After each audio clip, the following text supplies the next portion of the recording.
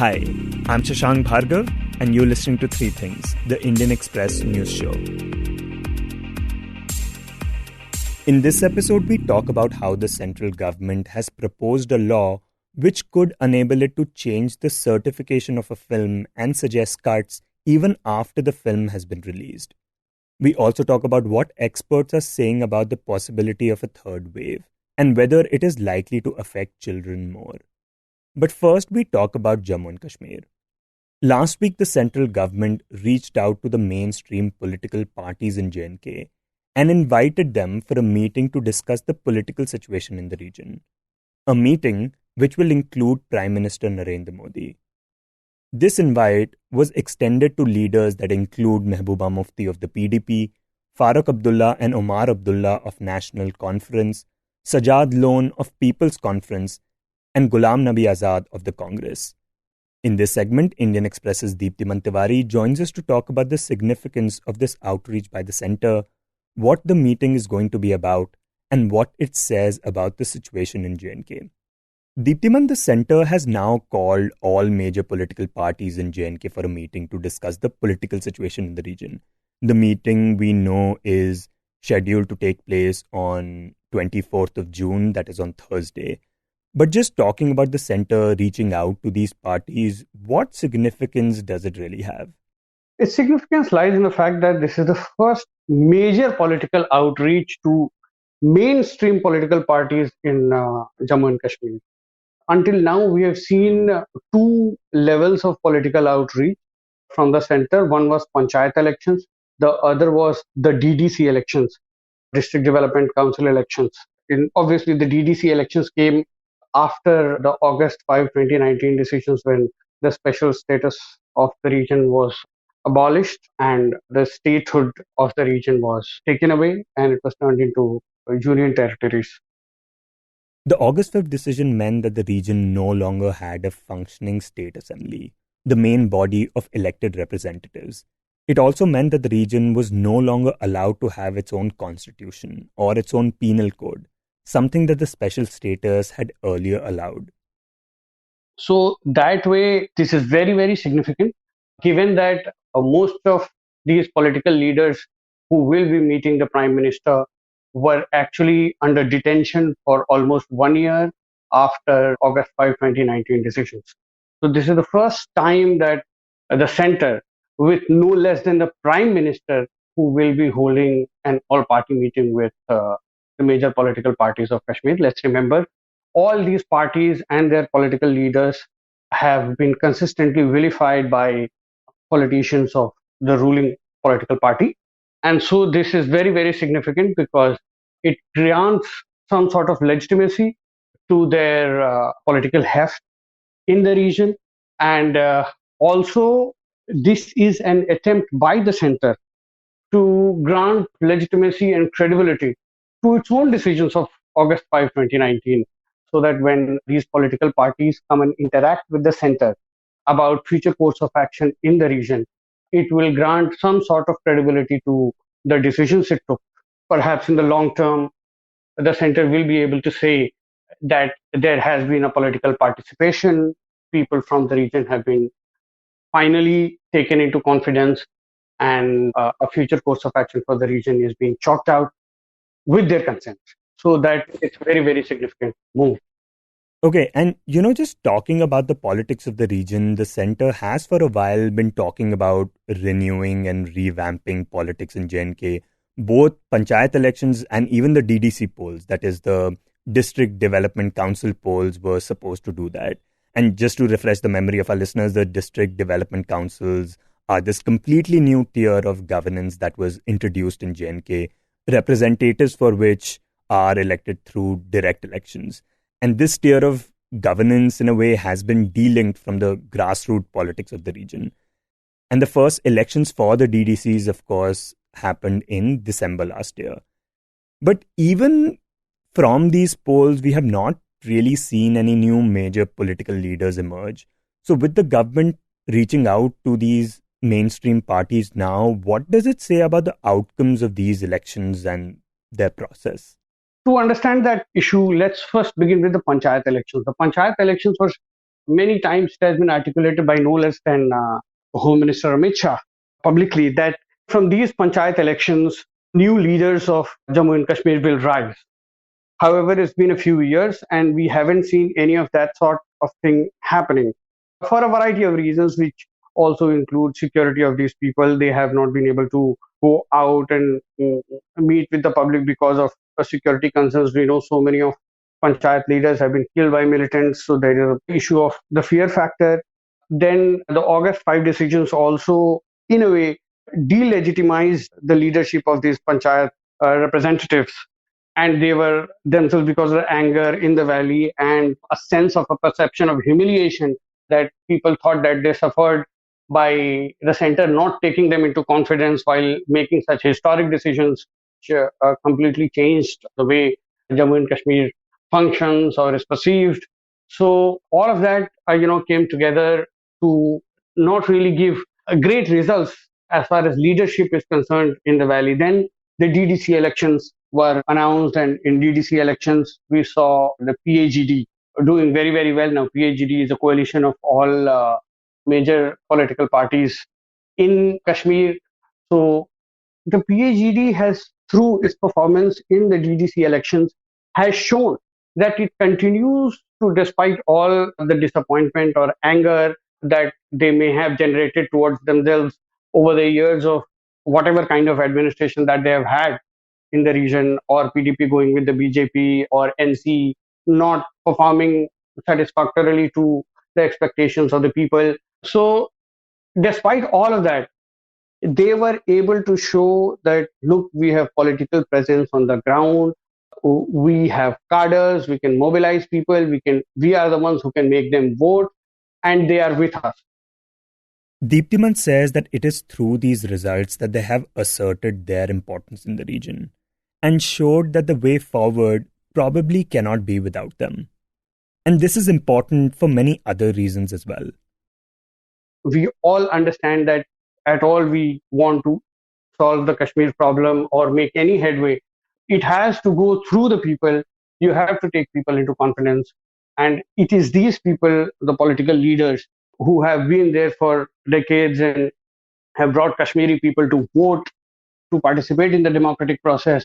It is only these people who can, in whatever little way, legitimize the decisions taken by the Center for Jammu and Kashmir. And this, in some way, has pushed the center to say that, okay, fine, we don't want to be confrontationist anymore. It's been 2 years since those decisions were made. The security situation in the valley is under control. There is some sort of an understanding with Pakistan, which has been reached over the past few months, where ceasefire is being honored and we don't see too many foreign terrorists entering the valley. Also, the law and order situation has been under control. We haven't seen rampant stone pelting or mass public protests that we've seen earlier in the valley. So all of this has created some sort of a conducive atmosphere for center to make a political outreach in the backdrop of the regional political parties showing their strength and importance in the region. And besides this, Deeptiman points out that Kashmir is also an international issue, and the world keeps an eye on what goes on in the region. And considering that India is a democratic country, he says that there is only so much a government can bulldoze, no matter how strong it is. Eventually, it will have to take people into confidence. You will have to make your decisions go through a public participation. Only then it will get any sort of legitimacy or credibility. So that is why these decisions are very, very important. Let's also remember that the bar in Kashmir, by the August 5 decisions and how things have panned out in the almost last 2 years since then, the bar has actually been set low.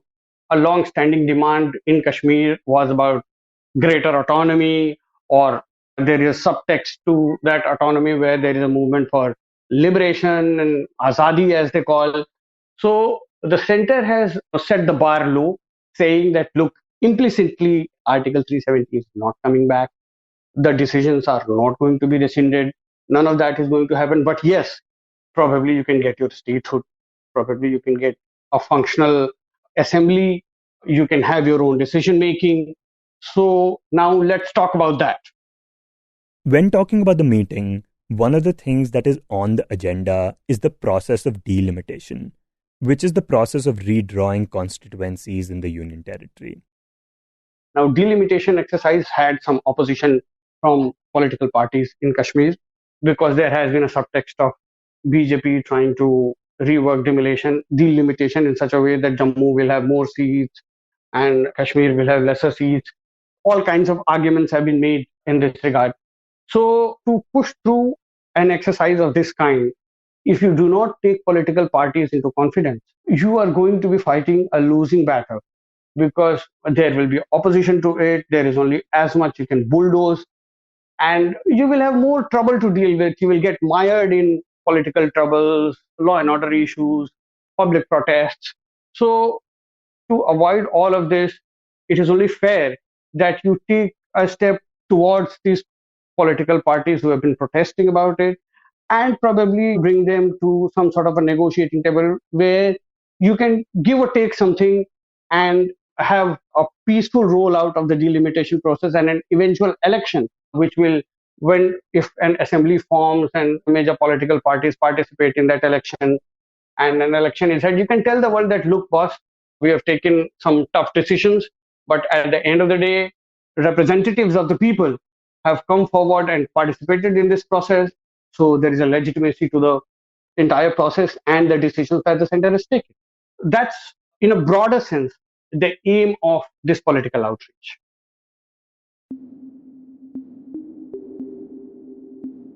And next, we talk about film certification.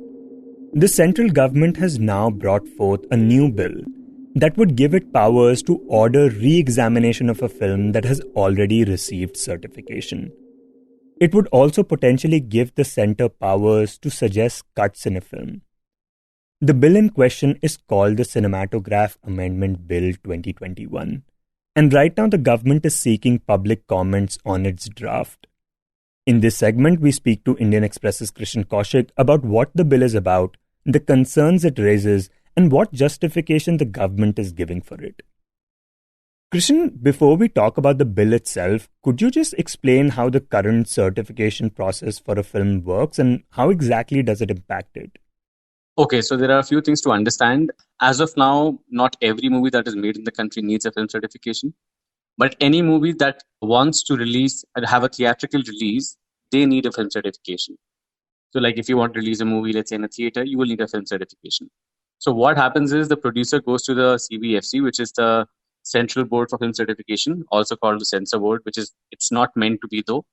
They approach them for certification of the movie, and the Censor Board can tell them essentially whether it's U, unrestricted access, UA, which means parental guidance, or A, which is restricted to adults. This is the basic format. But over the years, what has happened is the Censor Board had started essentially many decades ago, suggesting cuts. If you cut this, this has to be cut. That was not the Censor Board's mandate at all, which is why it was not supposed to be the Censor Board. It was just a certification board. But by precedence now, Censor Board suggests cuts and producers agree to it. That's how it stands at the moment. Okay, so now we talk about the Cinematograph Amendment Bill 2021. What is the government trying to propose through that? So the Cinematograph Amendment Bill of 2021, it is largely based on a similar bill which was introduced in 2019 though. It was introduced in the Rajya Sabha, then it was meant to the Parliamentary Committee, Select Committee. It suggested many changes. The government says they have accepted some of them, rejected some of them. So now they have introduced a new amendment bill. What they claim is it is claimed to control piracy. It brings in this provision within the Act of 1952, which says if you are caught recording a movie in an unauthorized manner, then you can be jailed for 3 months to 3 years, or you can be penalized a particular amount. But another very major amendment that it proposes is that it wants to bring back revisionary powers to the central government. Earlier, the government had similar powers more than 20 years ago in 2000, struck down by the Karnataka High Court and upheld by Supreme Court. Supreme Court had upheld that decision in November 2000. Since then, the government does not have these revisionary powers, which means the government cannot tell the censor board or the chairman of the censor board to revisit their decision about a film certification. Now government wants that powers back. So what it means is it claims that only if it gets a complaint, but of course we have seen in the past how these complaints can be propped up. It says only if it gets a complaint, it can ask the censor board to revisit their certification and maybe change the certification from adult to something else. But again, going by the precedent that censor board had in the past decade, started suggesting cuts. Once a movie is certified, there are usually no changes, but the government wants to change that now. So now they can ask the censor board to revisit through its, let's say, quasi-legal powers, suggest cuts even after film has been certified and released. And what justification does the government give to exercise these powers and attempt to make this law? I mean, the justifications are quite vague. They just say sometimes they get complaints after a movie is released. A movie can only be released after the film has been certified. So they're saying if we get complaints, we need to do something. So that's one justification. Second justification, they say Supreme Court has earlier said in its various judgments that in case the government feels that a particular judgment is not adequate or not perfect, the parliament can pass a bill to overrule that particular ruling. And so they're saying it has been done in the past, so we can do it again. And also, like you mentioned, even though according to the current law, the government can't really censor or recertify a film, it has been able to restrict the release of certain films it deems controversial, right? Of course it can. I mean, so two things to remember, of course, over here are censor board is also all the members that are appointed by the government, and they can change the chief whenever they want of this film certification board, which is CBFC. So it is not like there is already not a government presence when a film is certified, but this law proposed, it will bring in a direct interference from the government side. Till now, how they interfere, again, there can be a police complaint against a particular movie, which means the criminal proceedings can start. You have to understand these are all civil proceedings under the CPFC, in the Cinematograph Act. What they do right now is they can block a movie's release by saying it caused law and order issues. So we are just blocking it. Those are criminal proceedings. That's how they do it right now. They want to bring civil powers as well. In case they want, they can interfere directly because, of course, they claim that they have got a complaint. So what concerns does it raise about censorship, and how does this tie in with the other attempts that we have seen by the government to restrict certain kinds of content on OTT platforms? I mean, so OTT platforms, government had almost no powers earlier this year when they brought in the new IT rules, which gives them power to regulate content. This is very similar. The concerns are, of course, the same. Everything that you can watch then depends upon the whims and fancies of the government of the day. They don't like something, they can always get a complaint of their choice and then directly interfere. So that's the basic concern, that they can regulate what you can watch, whether it's in your home on an OTT platform or in a theater.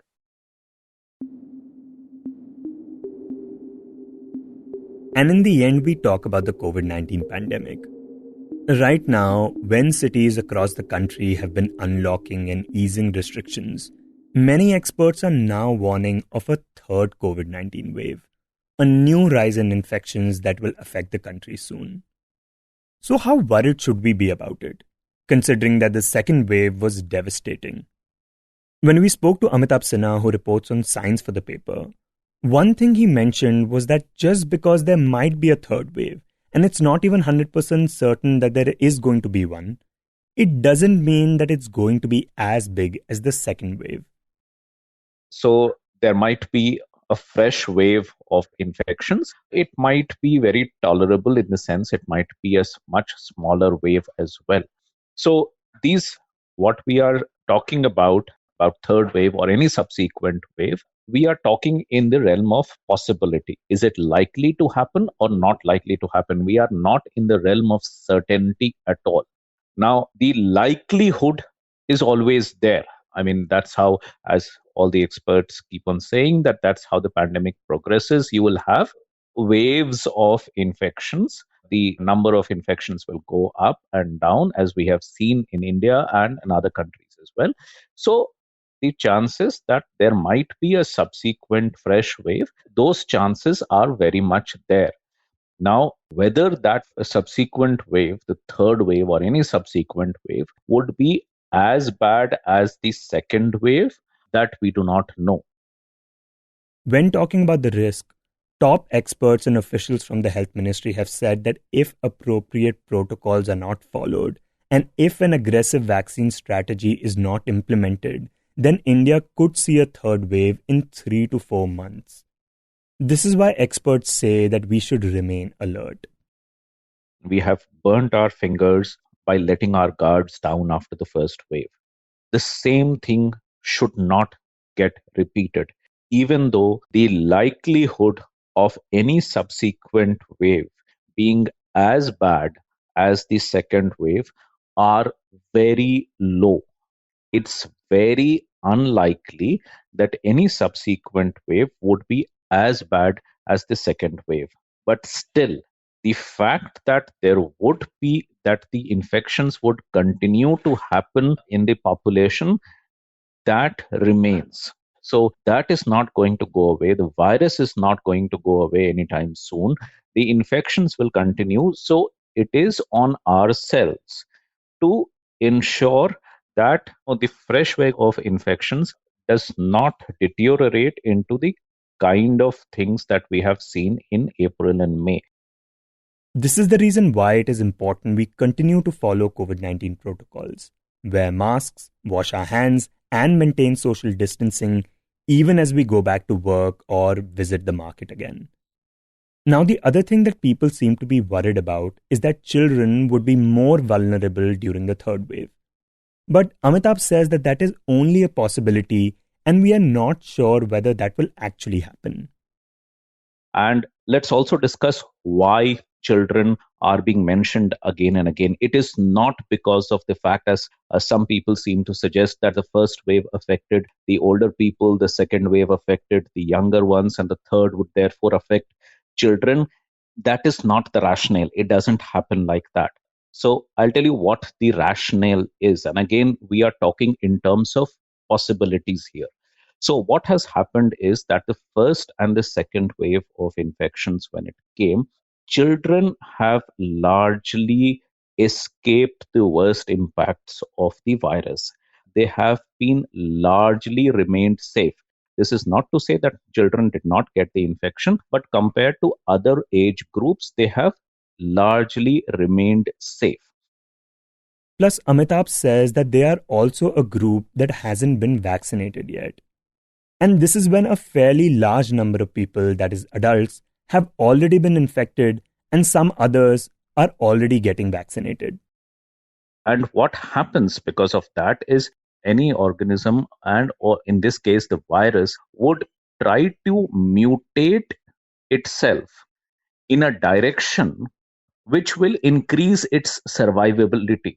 So that is the basic principle of mutation. The changes that happen in our genetic structure, they help us survive better in the future conditions. So the fear is that the future mutations that happen in this virus might happen in a direction which would enable it to attack children more aggressively than it is being able to do now. Or the other possibility is that it will mutate in a direction which will help it to bypass the immunity that has been gained by people who have either been infected or have got vaccinated. So it will mutate in a direction which will increase the number of reinfection cases. So that is the fear, because this is how the mutations happen. So this is what the experts are saying, ki it's possible that going forward, the children being the larger group of uninfected as well as unvaccinated people, it's possible that the mutations that happen in the virus from here on happen in a direction that will enable it to impact or infect the children more. Though these are only possibilities, nothing about it is certain right now. We are not making predictions about the virus at any stage. None of the experts are making predictions because that cannot be made. But this is the line of possibilities that they have been exploring. And as they keep on saying, it's better to be alert. It's better to remain prepared. It's not that in the third wave, children will get affected because in the first wave, older people got affected. In the second wave, younger people got affected. That is not the rationale. The rationale is what I described, and it is just a possibility.